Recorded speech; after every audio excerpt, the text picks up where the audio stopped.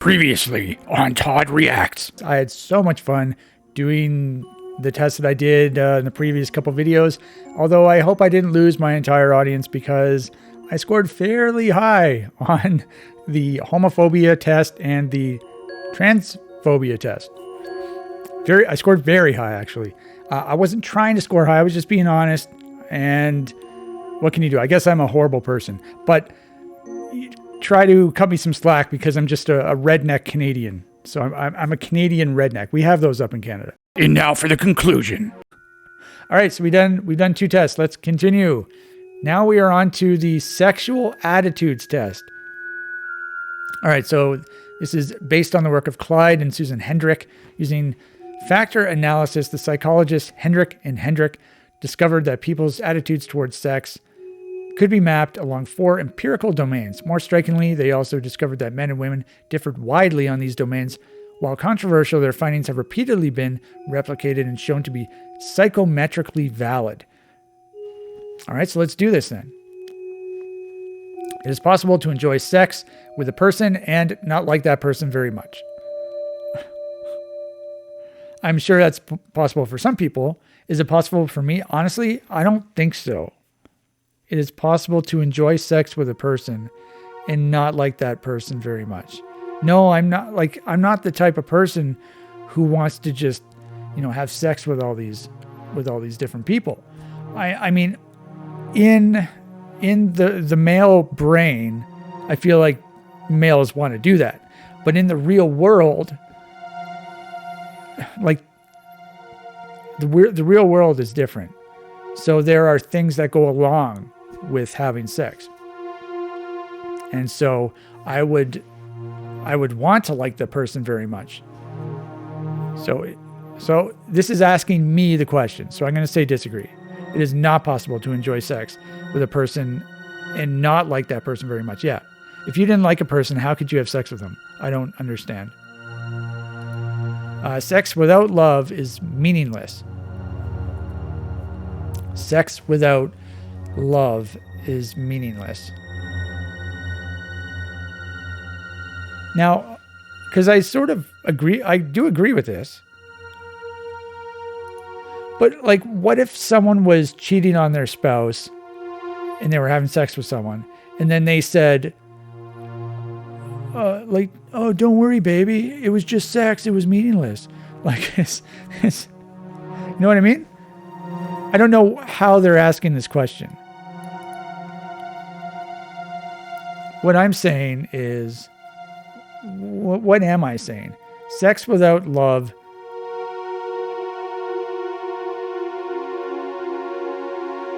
Maybe I should go to completely disagree.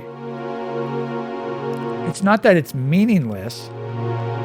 Yeah, maybe I didn't interpret the question properly. Sex without love is meaningless. Yeah, okay, I'll just go to disagree. Sex should be an intensive, almost overwhelming expression of love. Okay, so I'm a pretty old-fashioned person. So sex should be an intensive, almost overwhelming expression of love? I know that seems like it's taking it a little too far, right?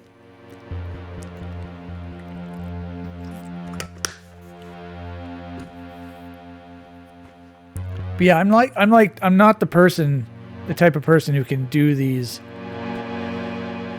one night stand things, You just meet a person and then you go have sex with them and then that's it. I don't understand how that's possible. My brain doesn't function that way. Now, if you've ever seen the movie Wedding Crashers, and Isla Fisher's character, I believe she has sex with Vince Vaughn's character. And she ends up being what's called as a stage 5 clinger. That is the character that I related with in the movie. So another, I don't know if it's an analogy or another example I want to say is, I am so if you're in a poker game, you're playing Texas Hold'em poker, and you just you're dealt the first hand and you just move all in on the first hand, just like Michael Scott in the Office. I forget what episode. It's the one where they have a casino night. Yeah, casino night. The very first hand, he goes all in, and Toby ends up beating him. But that is basically that's basically how I treat my romantic life. I just go all in immediately, and it's a horrible way to live. You shouldn't do that. It's how my brain's wired, and I can't figure out how not to do that. Sex should be an intensive, almost overwhelming expression. I'm just going to say agree. I don't care. A woman should share responsibility for birth control. Sure. Why not? Why would you disagree with that? A woman should share responsibility for birth control. I mean, that sounds good, doesn't it?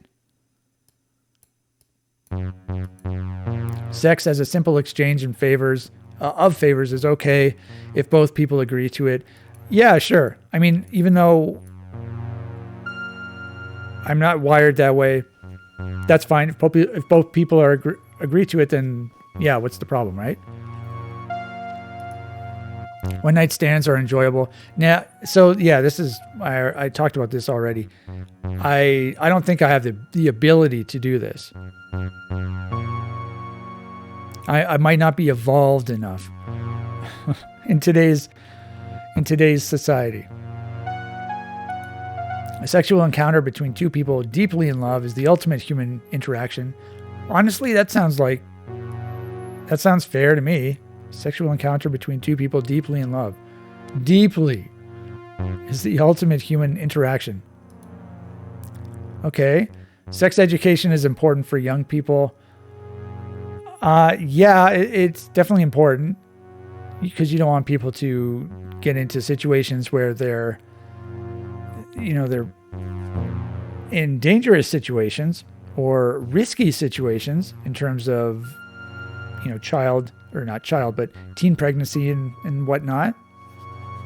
Here's some black and pink up here in the visualization center. But the question is, how young is a young person, right? When you start teaching these people this. Now, I remember having sex ed in school.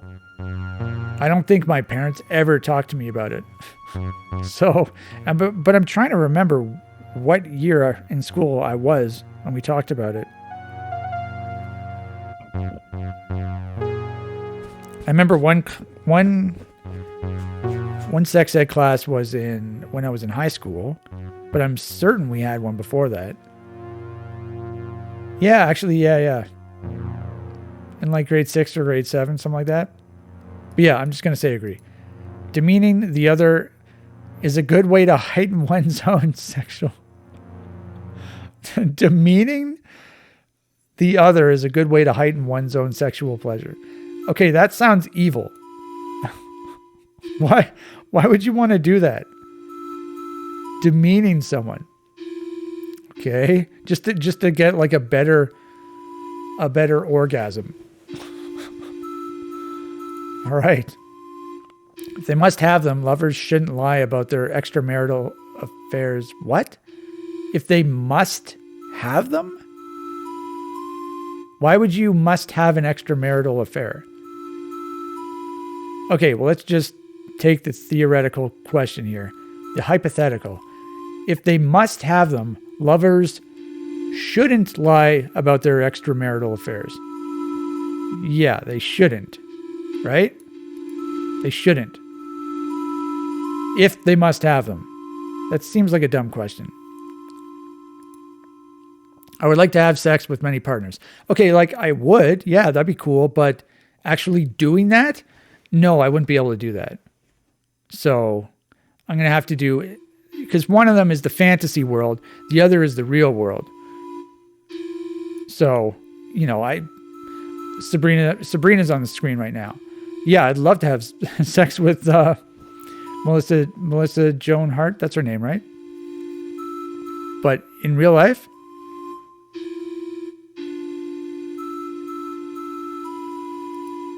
Okay, it is all right to pressure someone into having sex. What? Is it all right to pressure someone into having sex?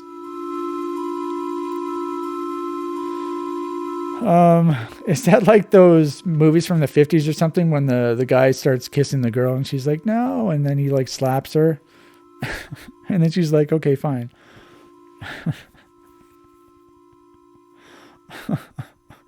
It is all right.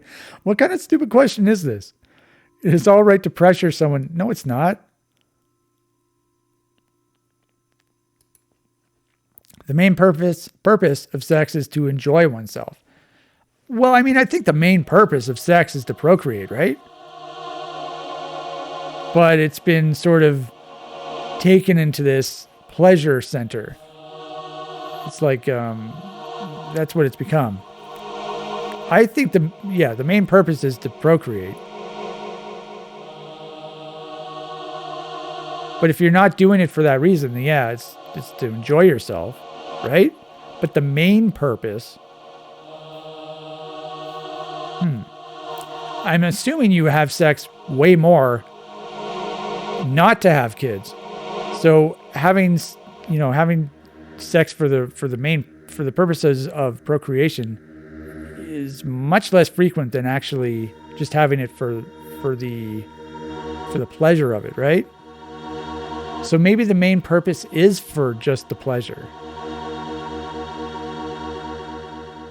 I don't know how to answer this. I'll have to put it in the middle then. I usually just go all the way one way or the other. I'll put it in the middle. Good sex gives one a feeling of power. Yeah, I would say so, right? I mean, you have good sex with someone, you probably feel like you're a Chad, right? Probably. What's the equivalent? And the girl probably feels like she's really hot or something. I don't know what girls think. How the hell should I know what girls think? Good sex gives one a feeling of power. I don't have anything wrong with that question. Sex is almost always better when one person has power or authority over the other. Is it? I don't think so. Sex is almost always better. So that's like a dominant and a submissive. Is that like, what is that called? BDSM or something?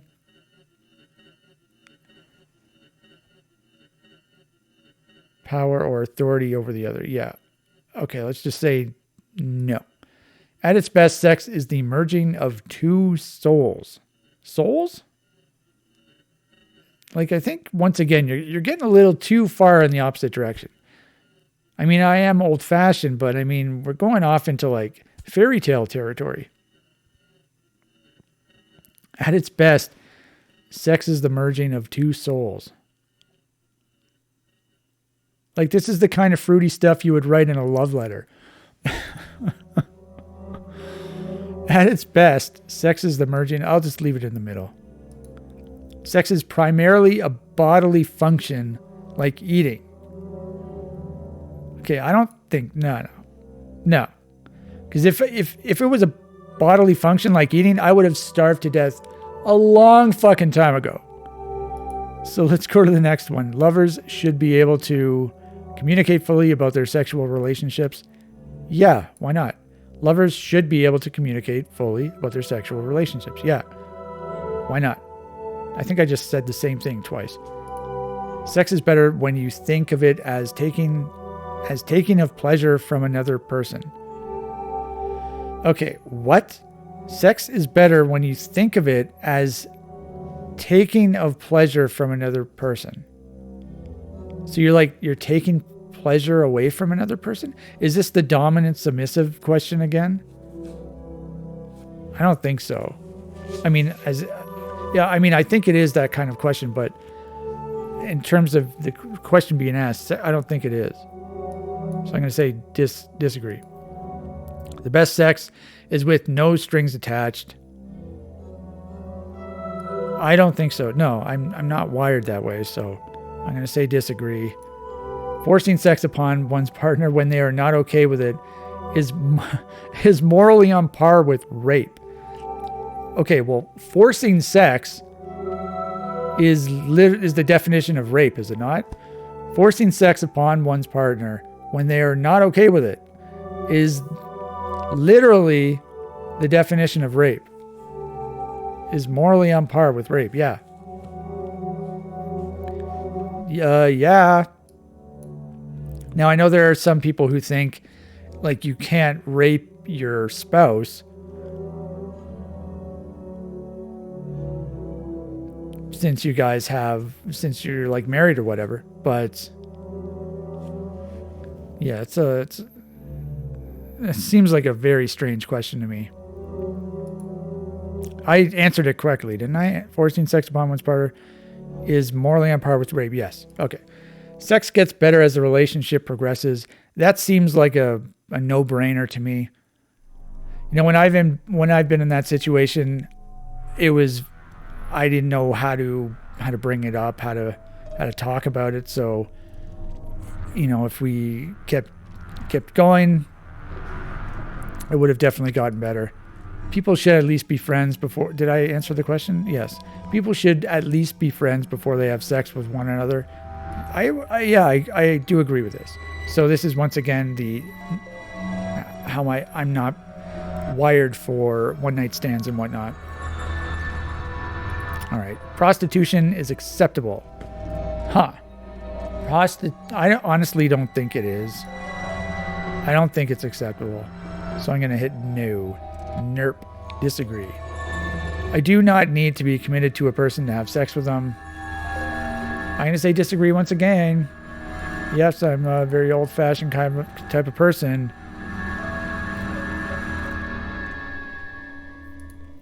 A man should share responsibility for birth control.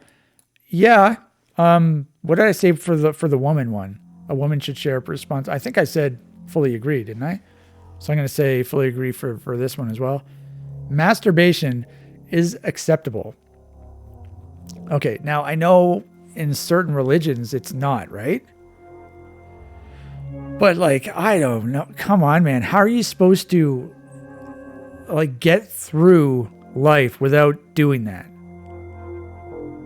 I just don't know. Like, unless you're having steady sex, how are you supposed to get through life without doing that? I mean, the only time that you would be able to sort of, what's the word? So basically, the only way you could sort of not express yourself, but have some form of release, sexual release, would be by having a wet dream, a nocturnal emission, which those things are really cool, by the way. I don't know if there are any girls listening to this, but wet dreams are really cool. But you don't really have control over when they happen. But I mean, if you don't masturbate, they're going to happen eventually, because apparently the wet dreams are caused by like a buildup of sperm or whatever. And it has to just like, you have to flood out your system. Not flood, you have to not having a good night with the words tonight. I'm just going to say 100% agree. So I tried going, I think my longest was 5 weeks. I went without it. I just tried to do it, but it was ridiculous. Like I couldn't even imagine not doing it at all.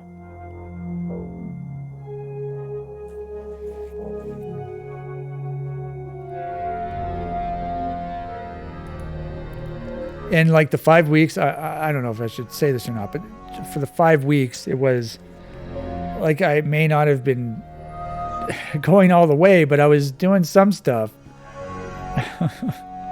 It was really hard though. Using sex toys is acceptable. Okay, so the only sex toy I know of is like a dildo or a vibrator or something. I guess a fleshlight. Couch cushion. I don't see the problem. Who cares?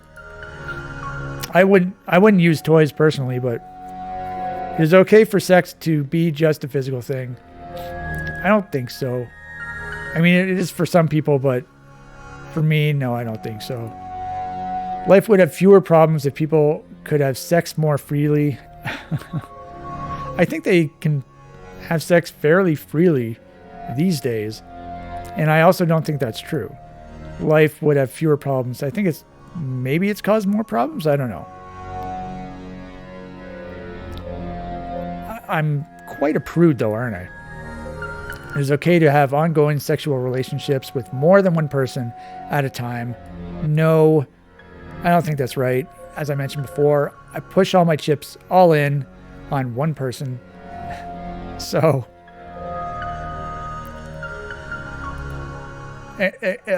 extensive premarital sexual experience. Extensive premarital sexual experience is fine. I don't think so.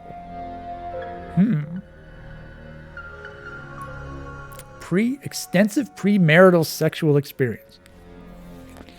Now, I guess it would depend. It would depend on the amount of partners. So, like, if you had just like one girlfriend or one boyfriend before you got married, but you guys had sex a bunch of times, is that considered extensive premarital sexual experience? Or is it if you have a lot of different partners? Because if you have a lot of different partners before getting married, then I think that's not bad. But if you have like just one girlfriend or one boyfriend, then what's the big deal, right? Okay, I'm going to say extensive means multiple partners. So let's just do that. It is okay to manipulate someone into having sex. Okay, like, do I even have to read the rest of the question? As long as no future promises are made. It is okay to manipulate someone. No, it's not. Extramarital affairs are all right. No. Even when one's partner doesn't know about them. No. Sex is best when you focus on your own pleasure. Well, it's probably best for you from like a... what's that word? A selfish point of view, but no, I think if both people's pleasures are being fulfilled, then that would be the best sex, right? Sex is primarily physical. Well, it's definitely physical, that's for sure. Can't get much more physical than sex. But no, I don't think so. I think this is it just physical or is it emotional as well? I think that's what this question is getting at. And I believe in the emotional side as well. Because deep down, I'm actually a girl. I am a stereotypical Disney girl. As in from the Disney movies. That's where I learned everything about romance, from watching Disney movies.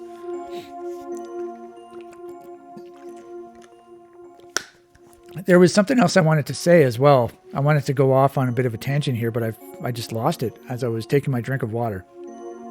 So let's go down here. And that was the last question. Sex is primarily physical. Nope. Okay. Oh, yeah. What I wanted to say was, 2 days ago, I did the gender test, figure out if I had masculine traits or feminine traits. And I thought I was going to score fairly high in the feminine traits because I feel like I do have many feminine traits, especially when it comes to like romance and stuff like that and sex and whatnot. And I only scored like 11%. So I don't know. Maybe this is the one where I'm going to be more feminine, even though I don't even know what it says. Holy shit. Okay, so I scored low on the two ones on the end, and I scored 100% on responsibility.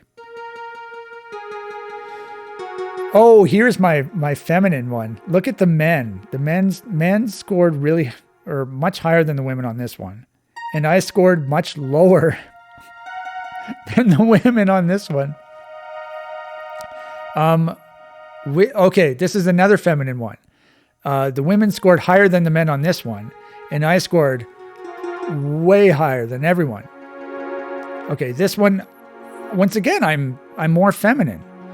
All of them, I'm more. This is why I thought I would be scoring. I have these feminine traits, right? It's because of this part of my personality. I'm Isla Fisher. That's who I am in Wedding Crashers. That's exactly who I am. You can see I match with the women more than I do with the men for every single thing. That is hilarious. Hilarious or pathetic, I'm not sure. Wow, this is pretty crazy. 17%. Okay, so it covers a person's attitude towards atypical sex practices. Yeah. Okay, so this was all about extensive premarital sexual experience and infidelity. Yeah. Okay. Responsibility denotes a person's propensity to engage in sexually responsible behavior.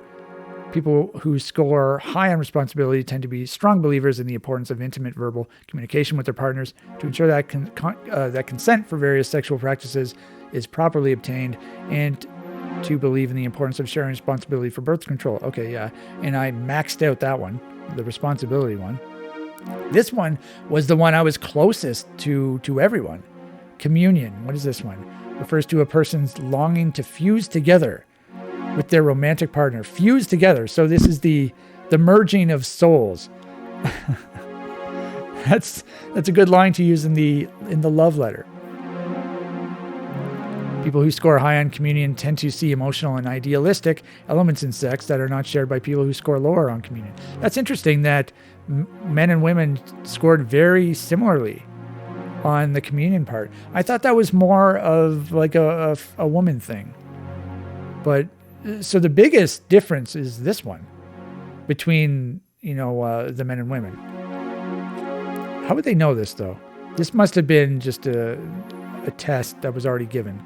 So this doesn't account for people who have taken the test, because the test doesn't know what sex I am. And instrumentality reflects a person's tendency to see sex as a means of obtaining personal pleasure. And I got 25% of that. Okay. Even at the expense of their partners. Yeah. People high in instrumentality often see sex as a contest and may be liable to use deceit or manipulation to get what they want. Okay. They tend to have a somewhat cynical view of sex and comparatively little interest in developing emotional intimacy with their partners. Okay. All right, well, that was very fun.